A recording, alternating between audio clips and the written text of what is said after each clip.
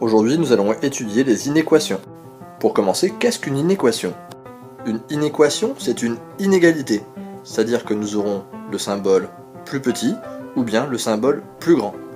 C'est une inégalité dans laquelle un nombre est inconnu, et ce nombre inconnu est désigné à l'aide d'une lettre. Et comment fait-on pour résoudre une inéquation? Une inéquation, c'est une question posée.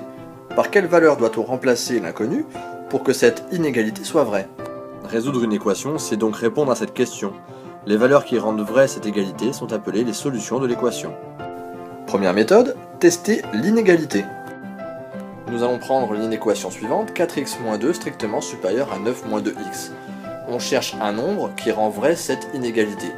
Ici, on nous propose le nombre 1. Donc, on va remplacer x par 1 dans le membre de gauche, et on obtient le calcul 4 fois 1 moins 2, c'est-à-dire 2.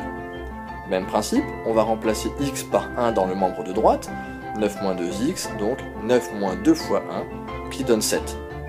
Donc on veut avoir, pour que 1 rende vraie cette inégalité, 2 qui est strictement plus grand que 7. On sait bien que c'est faux, donc 1 ne rend pas vraie l'inégalité, donc 1 n'est pas solution de cette inéquation.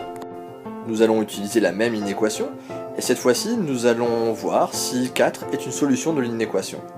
Donc nous allons remplacer x par 4 dans le membre de gauche, en effectuant le calcul on trouve 14, puis nous allons remplacer x par 4 dans le membre de droite, et en faisant le calcul on obtient 1. 14 est bien strictement plus grand que 1, c'est-à-dire que 4 rend vraie l'inégalité, et donc 4 est solution de cette inéquation.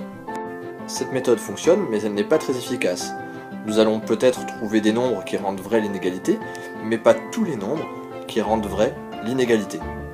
La méthode la plus efficace consiste à résoudre l'inéquation. Pour réussir à résoudre une inéquation, il faut connaître quelques règles.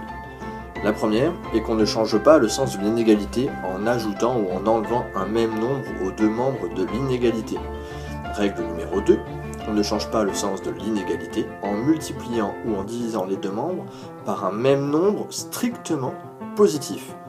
Donc, pas de nouvelle, quand on fait ça, on ajoute ou on enlève un même nombre, on multiplie ou on divise par un nombre positif, strictement, c'est important, eh bien, il ne se passe rien. En revanche, attention, on change le sens de l'inégalité en multipliant ou en divisant les deux membres de l'inégalité par un même nombre strictement négatif. Retenez bien ces trois règles qui permettent de manipuler une inégalité, et lors du prochain cours, nous apprendrons comment résoudre concrètement une inéquation.